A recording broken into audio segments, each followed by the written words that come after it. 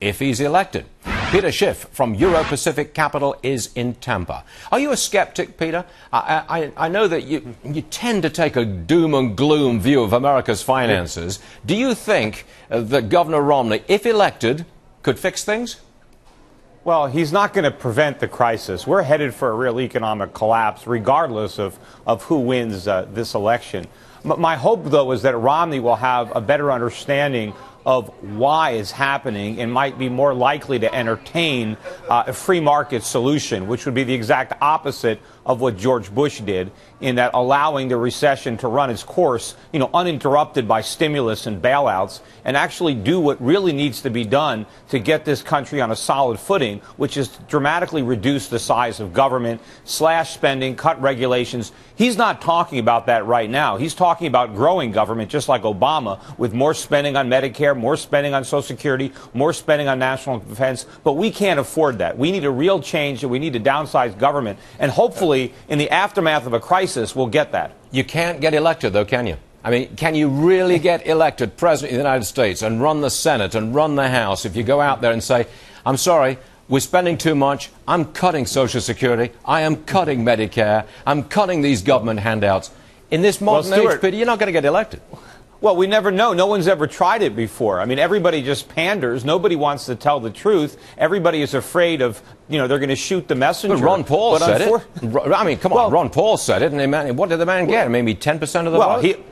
Well, if he would have got the media coverage of Romney, he might have won. I mean, he got a lot of support. Peter, no, he didn't, Stuart. Oh, come on. No, he didn't. He got a lot of coverage. He's got a vigorous group of supporters who are out there all the time. Stuart, he got a lot of coverage. All the coverage he got, Stuart, all the coverage he got was why he couldn't win, why he was so far out there, why he didn't have a chance. I mean, maybe towards the end, by the time it was too late. But if he'd have gotten the type of coverage early on, if they had taken him seriously in New Hampshire, in Iowa, that it might have been different. But I agree, it's difficult to get elected telling the truth. That's the problem. It's impossible. That's the problem with democracy. It's impossible. It's not impossible. Look, there are some people that have won some primaries for the U.S. Senate and for the Congress that have told the truth. We'll see if they ultimately get elected. But, look, Rand Paul got elected to U.S. Senate. I mean, he was telling it like it is. So, I mean, you can get elected. Now, let's go back to Governor Romney. His plan is tax reform, lower tax rates, fewer deductions, and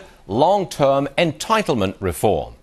Now, isn't that a plan, at least, which would surely work over the long term if implemented? No? Have we gone too far?